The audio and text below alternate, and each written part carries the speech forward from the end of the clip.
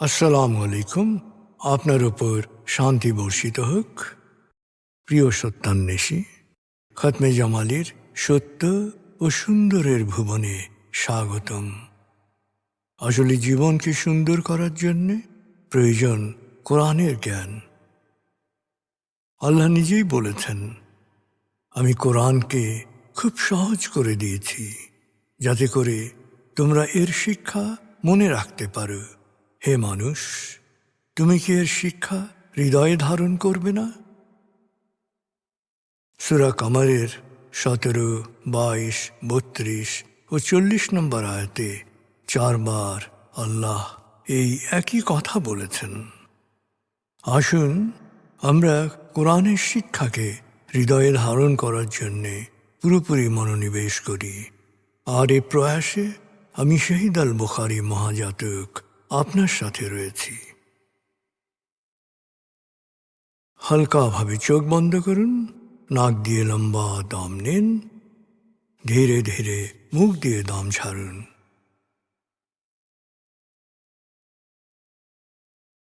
দম নেবেন পেটে, ছাড়বেন মুখ দিয়ে। দম নেওয়ার চেয়ে দম ছাড়তে সময় একটু বেশি নিন। এভাবে কয়েকবার দম নিন ও দম ছাড়ুন।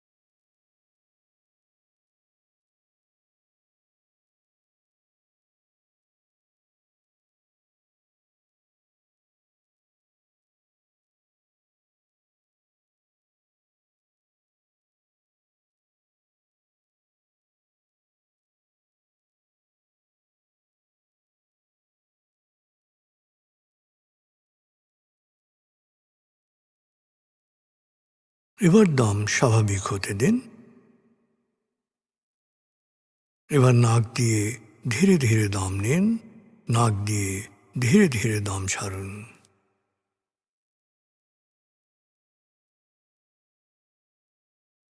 এভাবে কয়েকবার দম নিন, দম ছাড়ুন।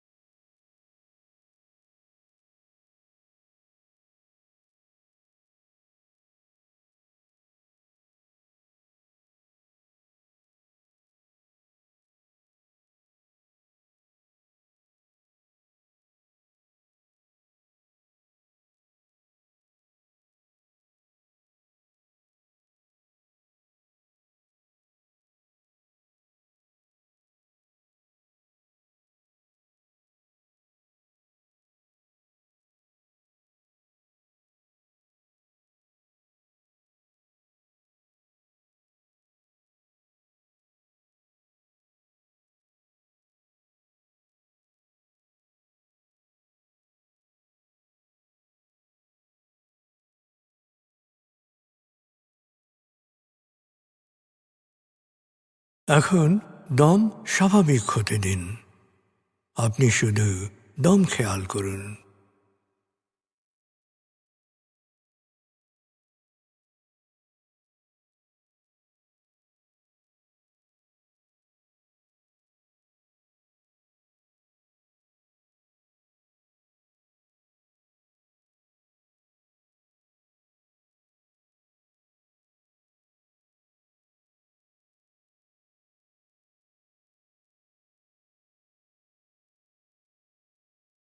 প্রিয় সত্যান্বেষী, এবার আমরা ডুবে যাব সূরা ফাতিহার তেলাওয়াত ও মর্মবাণীতে। 1, সূরা ফাতিহা। أعوذ بالله من الشيطان الرجيم. بسم الله الرحمن الرحيم. الحمد لله رب العالمين. الرحمن الرحيم مالك يوم الدين إياك نعبد وإياك نستعين اهدنا الصراط المستقيم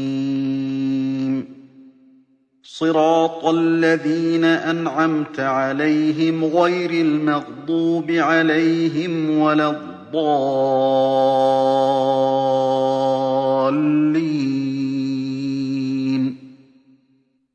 দয়াময় মেহেরবান আল্লাহর নামে। সকল প্রশংসা মহাবিশ্বের প্রতিপালক হে আল্লাহ তোমারই জন্যে। তুমি দয়াময় মেহেরবান কর্মফল দিবসের মালিক। আমরা শুধু তোমারই ইবাদত করি, শুধু তোমারই সাহায্য চাই। প্রভু হে, সাফল্যের সরল পথে তোমার প্রিয়জনদের পথে আমাদের পরিচালিত করো। প্রভু হে, বিভ্রান্ত অভিশপ্তদের অন্ধকার পথ থেকে তুমি আমাদের রক্ষা করো।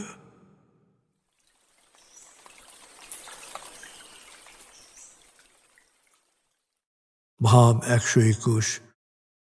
প্রিয় সত্যান্বেষী, ভাব 120 আয়াত গুচ্ছে আমরা শুনেছি আল্লাহ সৃষ্টি এবং কোরআনের জ্ঞানকে অস্বীকার প্রসঙ্গ।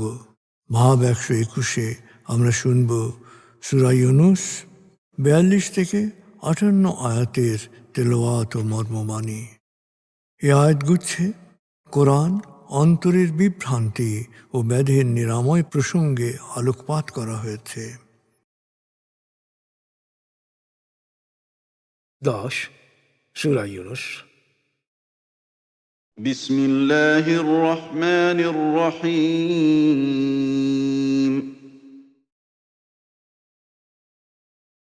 ومنهم من يستمعون إليك أفأنت تسمع الصم ولو كانوا لا يعقلون ومنهم من ينظر إليك أفأنت تهدي العمي ولو كانوا لا يبصرون إن الله لا يظلم الناس شيئا ولكن الناس أنفسهم يظلمون ويوم يحشرهم كأن لم يلبثوا إلا ساعة من النهار يتعارفون بينهم قد خسر الذين كذبوا بلقاء الله وما كانوا مهتدين وإما نرينك بعض الذي نعدهم أو نتوفينك فإلينا مرجعهم ثم الله شهيد على ما يفعلون ولكل أمة رسول فإذا جاء رسولهم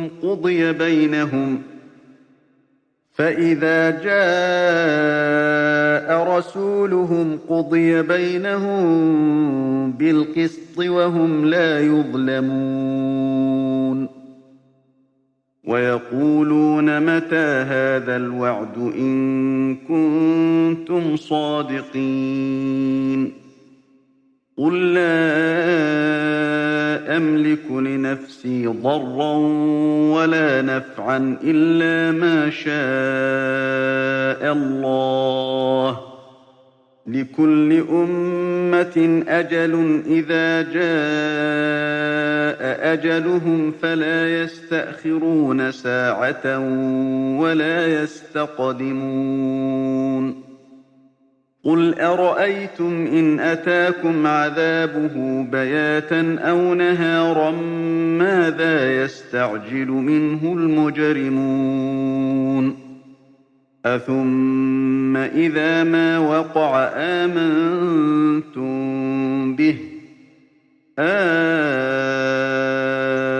الآن وقد كنتم به تستعجلون ثم قيل للذين ظلموا ذوقوا عذاب الخلد هل تجزون إلا بما كنتم تكسبون ويستنبئونك أحق هو قل إي وربي إنه لحق وما أنتم بمعجزين ولو أن لكل نفس ظلمت ما في الأرض لافتدت به وأسروا الندامة لما رأوا العذاب وقضي بينهم بالقسط وهم لا يظلمون ألا إن لله ما في السماوات والأرض ألا إن وعد الله حق ولكن أكثرهم لا يعلمون هو يحيي ويميت وإليه ترجعون يا أيها الناس قد جاءتكم موعظة من ربكم وشفاء لما في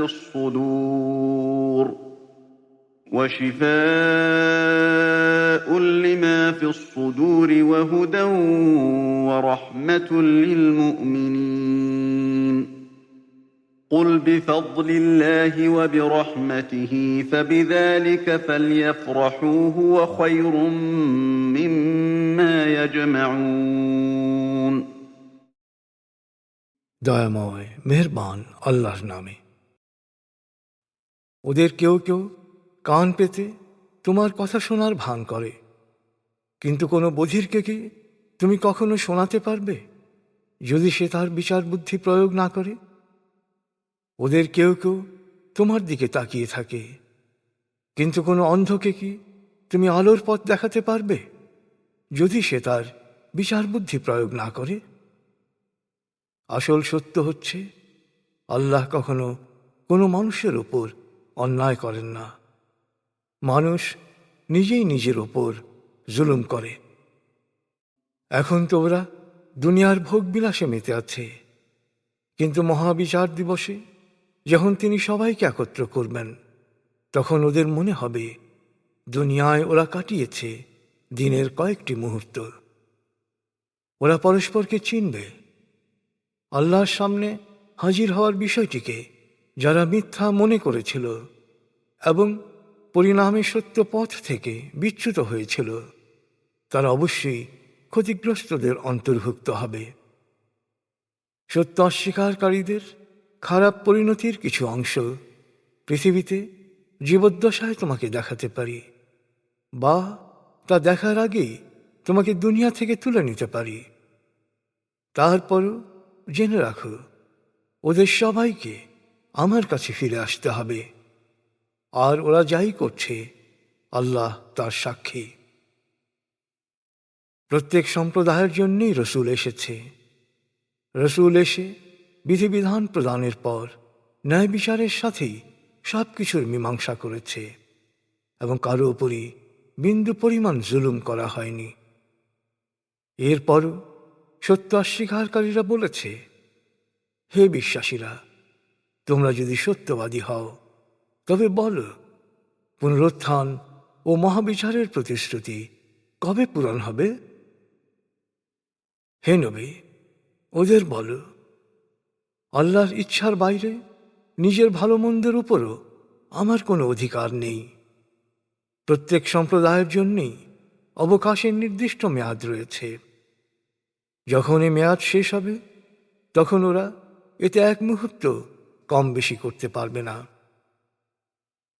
ওদের জিজ্ঞেস করো, তোমরা কি ভেবে দেখেছ, দিনে বা রাতে হঠাৎ করে যদি আল্লাহর আযাবের মুখোমুখি হও, তখনই কি তোমরা একে ত্বরান্বিত করতে চাইবে?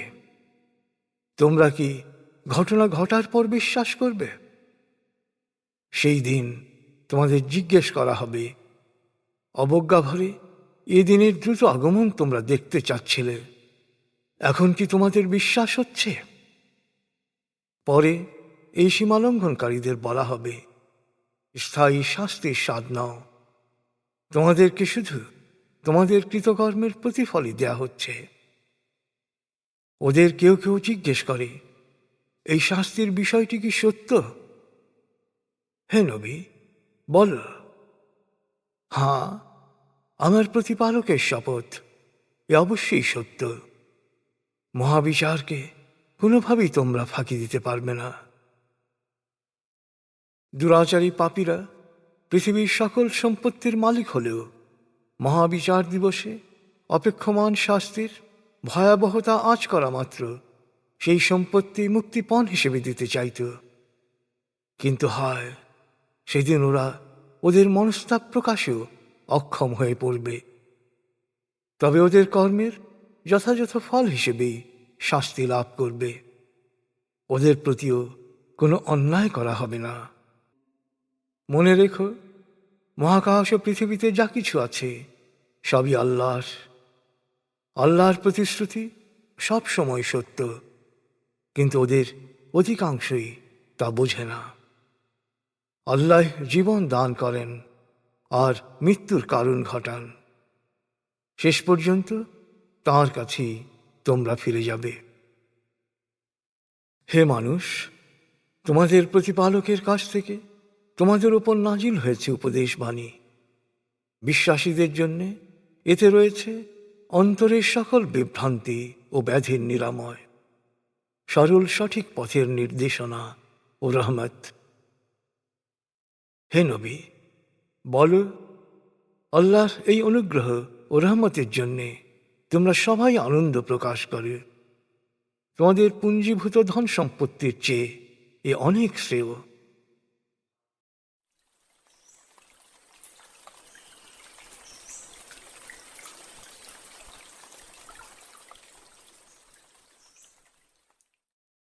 প্রিয় সত্যান্বেষী, এবার আজকের আয়াতগুচ্ছ থেকে একটি পয়েন্ট নিয়ে ভাবুন, যা আপনি অনুসরণ করার চেষ্টা করবেন।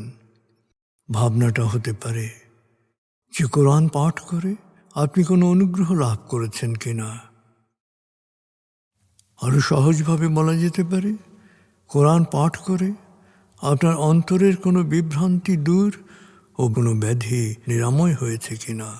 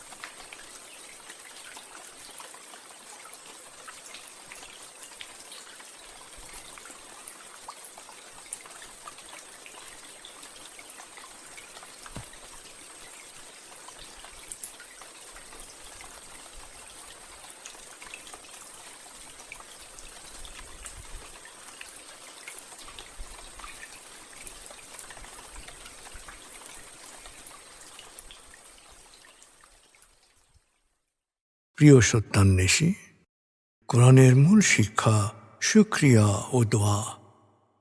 প্রভু আপনাকে যা দিয়েছেন সেই জন্যে বারবার কৃতজ্ঞতা প্রকাশ করুন, তাকে হৃদয়ের গভীরে স্মরণ করুন।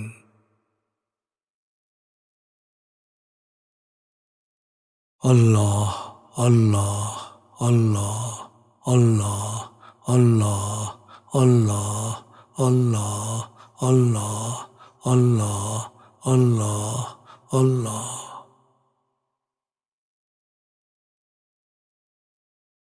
আস্তাগফিরুল্লাহ আস্তাগফিরুল্লাহ আস্তাগফিরুল্লাহ আস্তাগফিরুল্লাহ আস্তাগফিরুল্লাহ আস্তাগফিরুল্লাহ আস্তাগফিরুল্লাহ আস্তাগফিরুল্লাহ আস্তাগফিরুল্লাহ আস্তাগফিরুল্লাহ আস্তাগফিরুল্লাহ।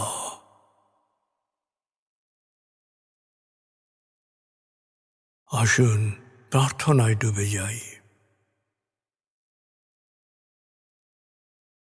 হে আমাদের প্রতিপালক, আমাদের ইহকাল ও পরকালের কল্যাণ দান করো। আগুনের শাস্তি থেকে তুমি আমাদের রক্ষা করো। হে আল্লাহ, পানাহ দাও ভয় ভীতি আতঙ্ক থেকে, অশান্তির আগুন থেকে, অস্থিরতা হতাশা পেরেশানি থেকে, দুঃখ কষ্ট থেকে, ঋণ ও কুফরি থেকে, অভাব আসক্তি ও নেতিবাচকতা থেকে।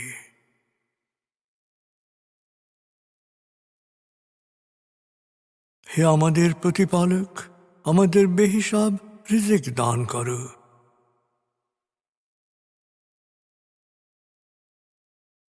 হে নিরাময়কারী, আমাকে পরিপূর্ণ নিরাময় ও সুস্বাস্থ্য দান করো। প্রভু হে, আমার মা বাবা অভিভাবক শৈশবে যে মমতায় আমায় লালন করেছেন, তুমিও তাদের উপর সেরূপ করুণা বর্ষণ করো। হে আমাদের প্রতিপালক, আমার পরিবারকে প্রাজ্ঞ সুখী ও সমৃদ্ধশালী পরিবারে রূপান্তরিত করো।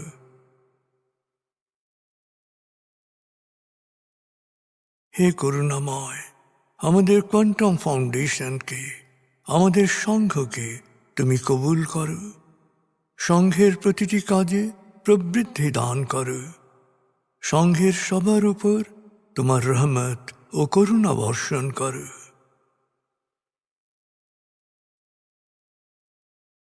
প্রভু হে, আমাদের দেশকে তুমি ভালো মানুষের স্বর্গভূমিতে রূপান্তরিত করো। হে করুণাময়, পৃথিবীর সকল শোষিত বঞ্চিত মানুষকে জালেমের জুলুম থেকে, শোষকের শোষণ থেকে মুক্তি দাও।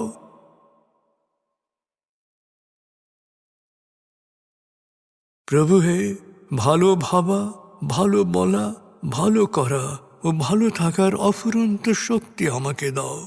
আমি যেন সব সময় নিজের ও অন্যের যত্ন নিতে পারি।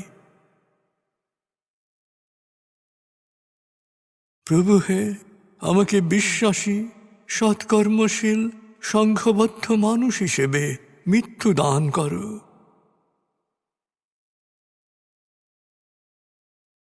অনুভব করুন, আল্লাহ আপনার অন্তরেই আপনার কথা শুনছেন।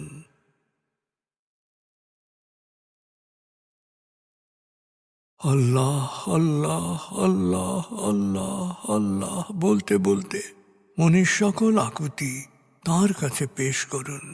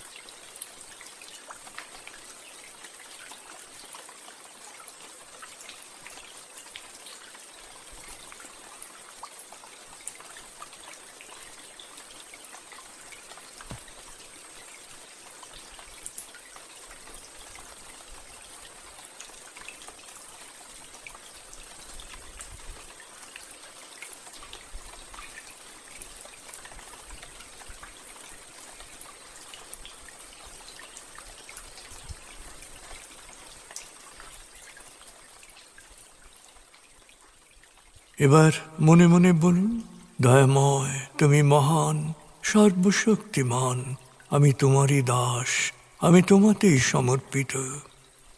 দয়াময় তুমি মহান, সর্বশক্তিমান, আমি তোমারই দাস, আমি তোমাতেই সমর্পিত। দয়াময় তুমি মহান, সর্বশক্তিমান, আমি তোমারই দাস, আমি তোমাতেই সমর্পিত।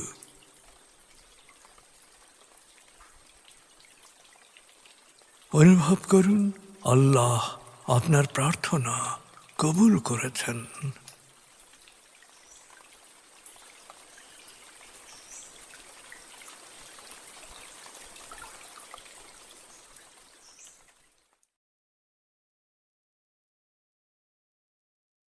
এবার লম্বা দম নিন, 0 থেকে 7 গণনা করে স্বাভাবিক জাগ্রত অবস্থায় চলে আসুন। আপনার জীবন সুন্দর হোক, সফল হোক। খুদা হাফিজ। আসসালামু আলাইকুম। আপনার উপর শান্তি বর্ষিত হোক।